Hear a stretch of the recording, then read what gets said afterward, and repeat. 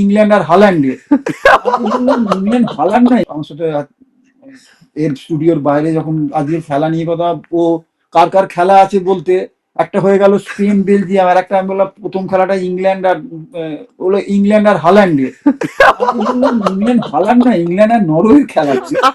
মানে নরওয়ে যে হাল্যান্ড হয়ে গেছে, হাল্যান্ড এটা মানে ডেফিনেটলি একদম ঠিক কথা। মানে ইংল্যান্ড আর নরওয়ে ভেরি টাফ ম্যাচ, কেননা আমরা আগেও আলোচনা করেছি দুটো ইউরোপ ঘরানার টিম, দুটো সেম টিম প্রায়, মানে সেম, মানে এই কন্ডিশনাল কোয়ালিটি অফ প্লেয়ারের বলছি না, কিন্তু ওভারঅল মানে কোয়ালিটির বাইরে যেগুলো আছে, পাওয়ার বলো, স্পিড বলো, হাইট বলো, যেগুলো ফ্যাক্টর করে, যেটা ভারতীয় ফুটবল আমরা পিছিয়ে গেছি একদম প্রথম। একদম যে আফ্রিকা কেন এত, আফ্রিকার কোথাও একটা টু সাম এক্সটেন্ট কোথাও একটা ডেফিসিট থাকছে বলে ওরা কিন্তু চ্যাম্পিয়নশিপে যেতে পারছে না, কিন্তু ওরা নট লেস দ্যান মানে ইউরোপ বা লাতিন আমেরিকা কোথাও একটা ডেফিসিট আছে। ক্যামারুনকে দেখেছি আমরা 90-তে, নাইজেরিয়াকে দেখেছি, সেনেগালকে দেখেছি, এবারেও সেনেগালকে দেখেছি, প্রায় মেরে ফেলেছি, কিন্তু দুর্ভাগ্য।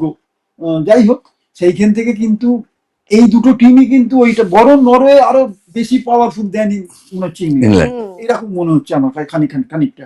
কিন্তু ইংল্যান্ডের বেশ কিছু প্লেয়ার আছে, যেরকম বেলিংহাম আছে, সাকা আছে, যারা ম্যাচ উইনার, ম্যাচ বের করে দেয়। একটা স্টার্লিং বলে প্লেয়ার ছিল, বুঝলি, কিছুদিন আগে ও ছিল সিটিতে, ও খুব ম্যাচ উইনার ছিল। তার আগে আমি আর যাচ্ছি না, মনে থাকবে না কারুর।